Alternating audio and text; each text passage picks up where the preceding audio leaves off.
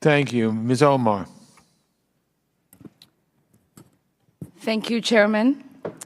Thank you all for being here, and thank you for your testimonies. Mr. Adams, in 1991, you pleaded guilty to 2 counts of withholding information from Congress regarding your involvement in the Iran-Contra affair, for which you were later pardoned by President George H.W. Bush. I fail to understand why members of this committee or the American people should find any testimony that you give today to be truthful. If I can respond to that. It wasn't a question. That was not a question. That was I reserve the right to my time. It is not right. That was not a question. Committee can attack on February 8th, who is not permitted to reply.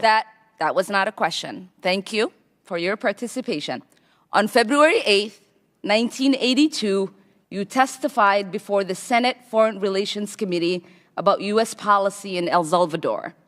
In that hearing, you dismissed as communist propaganda report about the massacre of El Mozote, in which more than 800 civilians, including children as young as 2 years old, were brutally murdered by U.S.-trained troops.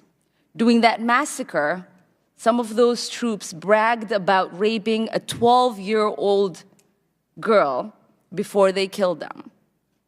Girls before they killed them.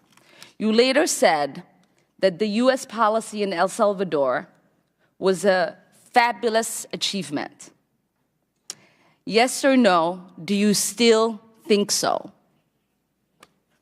From the day that President Duarte was elected in a free election to this day, El Salvador has been a democracy. That's a fabulous achievement.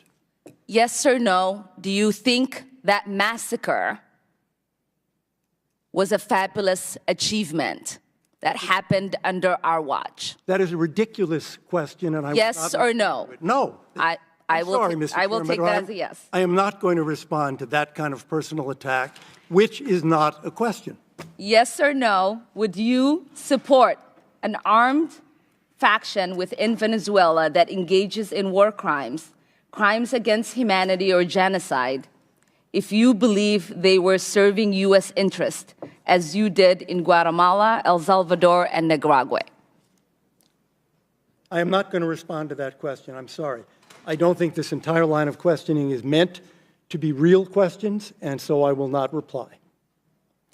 Whether under your watch, a genocide will take place, and you will look the other way because American interests were being upheld, is a fair question, because the American people want to know that anytime we engage a country, that we think about what our actions could be and how we believe our values are being furthered.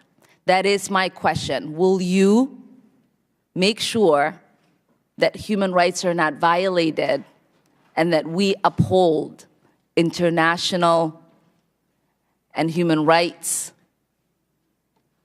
I suppose there is a question in there, and the answer is that the entire thrust of American policy in Venezuela is to support the Venezuelan people's effort to restore democracy to their country. That's our policy.